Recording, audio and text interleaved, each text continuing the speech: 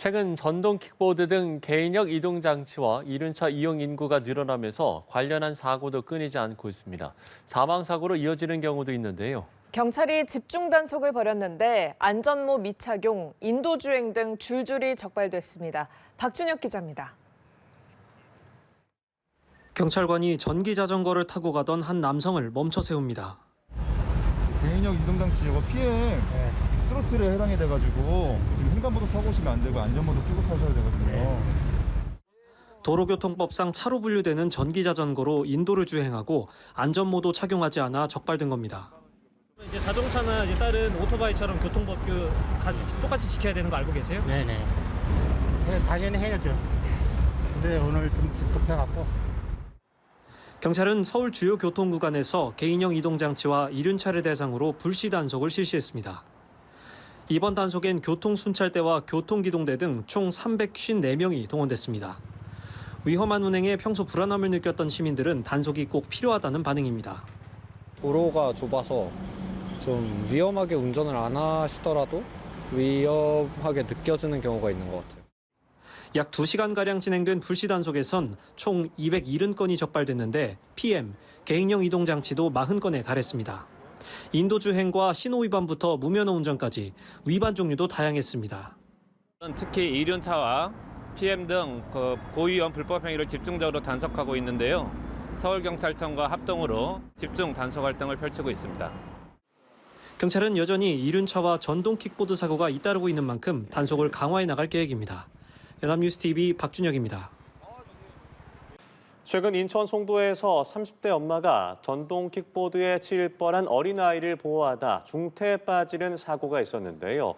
가해자는 면허가 없이 운전을 한 10대들이었습니다. 미성년자 전동 킥보드 사고가 계속되면서 해당 지자체는 전동 킥보드를 금지하겠다고 나섰습니다. 한웅희 기자입니다. 인천 송도의 한 인도. 2명이 함께 탄 전동 킥보드가 아이와 엄마를 향해 속도를 줄이지 않고 달려옵니다. 아이를 보호하려던 엄마는 결국 킥보드에 치여 쓰러집니다. 가해자는 중학생 2명으로 원동기 면허 없이 공유 킥보드를 타다 사고를 냈습니다.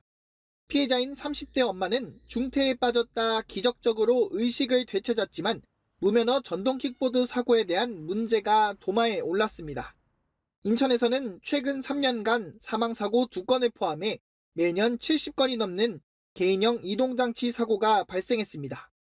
지난해 기준 미성년자 사고는 40%를 차지해 전체 연령대 중 가장 높게 나타났습니다. 10대들의 전동 킥보드 사고가 계속되면서 연수구는 학원가 등 유동인구가 많은 지역을 킥보드 없는 거리로 지정하겠다고 선언했습니다. 관련 조례 개정안도 입법 예고했는데 구청장이 개인형 이동장치 통행 금지 도로를 운영할 수 있게 한다는 게 핵심입니다. 킥보드 대여 업체들에 대한 지도 감독 권한이 구청장한테 없다라는 겁니다. 앞으로 이런 것도 허가제로 해서 송도 학부모들을 중심으로는 킥보드를 전면 금지해달라는 서명 운동도 이어지고 있습니다. 6일 만에 4,000명이 넘는 학부모들이 킥보드 퇴출 서명에 동참했습니다. 시민 의견들의 거의 90%는 아예 킥보드 자체를 없애달라는 의견들이 되게 많습니다. 전국적으로 이거에 공감하시는 그런 분들과 함께 연대해서 한편 마포구와 서초구 2개 구간에 킥보드 없는 거리를 시범 운영 중인 서울시는 최근 해당 지역 시민 98%가 킥보드 없는 거리 확대에 찬성한다는 설문조사 결과를 밝히기도 했습니다. 연합뉴스TV 한웅입니다. 지난해 여름 일산 호수공원에서 무면허로 전동 킥보드를 타다 사망사고를 낸 고교생이 1심에서 장기 8개월, 단기 6개월의 금고형을 선고받았습니다. 유족 측은 형량이 가볍다며 검찰에 항소를 요청할 계획입니다. 차승은 기자의 단독 보도입니다. 공원 한가운데에 구급차가 서 있고 구급대원들이 쓰러져 있는 사람들에게 응급처치를 합니다. 지난해 6월 경기 일산 호수공원에서 60대 부부가 산책을 하던 중 뒤에서 달려온 전동 킥보드에 치이는 사고를 당했습니다. 이 사고로 아내가 병원에서 치료를 받다 숨졌습니다. 킥보드에는 고등학생 2명이 타고 있었고 모두 무면허 상태였습니다. 이 중 킥보드를 직접 운전한 A양만 재판에 넘겨졌고 1심 법원은 A양에게 장기 8개월, 단기 6개월의 금고형과 벌금 20만 원을 선고했습니다. 미성년자에 대한 실형 선고는 장기와 단기로 형기의 상하한 선을 두는데 1심이 확정될 경우 A양은 6개월의 단기 형기를 지나면 교정당국의 평가를 받고 출소할 수 있습니다. 재판부는 피해자가 사망해 돌이킬 수 없는 피해를 초래했고 피해자 측과의 합의도 이루어지지 않았다며 실형의 불가피함을 설명했습니다. 앞에서 달려오는 자전거를 피하려 방향을 틀다 사고가 났다는 A양 측의 주장도 받아들이지 않았습니다. 자전거의 영향보다 공원에서 무면허로 제한 속도를 초과해 2명이 동시에 탄 것이 사고의 주요 원인이라고 본 겁니다. 다만 A양이 미성년자고 범죄 경력이 없는 점 등을 감안했다고 덧붙였습니다. 가해자가 전혀 반성을 하지 않고 사고 발생에 관한 혐의를 모두 부인하였음에도 불구하고 미성년자라는 점을 들어 형량을 가볍게 선고한 점을 안타까워하며 피해자 유족 측은 검찰의 항소에 관한 의견서 제출을 적극 검토하는 한편 1심 선고 결과를 바탕으로 민사소송도 준비할 계획입니다. 연합뉴스TV 차승은입니다. 최근 인천에서 중학생들이 탄 전동 킥보드에 아기를 지키려던 엄마가 치여 중태에 빠지는 안타까운 일이 있었는데요. 이 같은 킥보드 사고가 늘고 있지만 대여 업체들은 사실상 미성년자의 무면허 운전을 방조해 왔습니다. 경찰이 칼을 빼들었습니다. 신선재 기자입니다. 거리에서 흔히 볼 수 있는 공유 전동 킥보드. 앱을 설치하고 QR코드를 인식시키자 바로 이용 중이라는 문구가 뜹니다. 운전면허증은 등록하지 않은 상태인데 킥보드 잠금이 풀릴 때까지 면허증을 등록해야 한다는 안내는 보이지 않습니다. 원래 원동기나 자동차 운전면허증이 있어야만 탈 수 있지만 대여 과정에서 확인 요구가 전혀 없는 겁니다. 또 다른 업체의 킥보드는 면허 등록 절차는 있지만 건너뛰어도 이용에 전혀 문제가 없습니다. 개인형 이동장치 무면허 운전은 최근 크게 늘어나는 추세. 특히 지난해 적발된 3만 5천여 건 가운데 약 55%는 운전자가 19세 이하로 뺑소니 역시 10대가 절반이 넘습니다. 최근 인천에서 무면허로 전동 킥보드를 몰다 30대 여성을 치어 중태에 빠뜨린 것도 중학생 2명이었습니다. 대여 업체들은 그동안 이용자의 운전면허증이나 원동기 면허증을 확인하지 않고도 법적 책임을 피해왔는데 이젠 상황이 달라집니다. 경찰은 앞으로 운전면허 확인을 소홀히 한 업체에 대해서는 무면허 운전 방조 행위 적용을 적극 검토하겠다고 밝혔습니다. 형법상 방조 행위가 인정되면 이전과 달리 벌금형 처벌이 가능해집니다. 뺑소니 사고의 상당수가 또 청소년을 차지하고 있는데 그거를 익히 알고 있으면서 어떠한 노력도 기울이지 않는 거는 정말로 저는 잘못됐다고 보거든요. 국회에선 업체의 면허 확인을 의무화하는 입법이 추진 중인 가운데 경찰은 업체의 협조를 당부하는 한편 무면허 운전 적극 단속에도 나설 예정입니다. 연합뉴스TV 신선재입니다. 지난해 경기 고양에서 최근 인천 송도까지 무면허 10대들의 전동 킥보드 사고가 잇따르고 있습니다. 전동 킥보드 공유업체들은 면허를 확인할 법적 책임이 없다며 뒷짐만 지고 있는데요. 오히려 학교 주변으로 킥보드 배치를 늘리는 경우도 있습니다. 차승은 기자가 업계 관계자들을 만나봤습니다. 2020년 초 전동 킥보드 공유업체 가맹 사업에 뛰어든 A씨.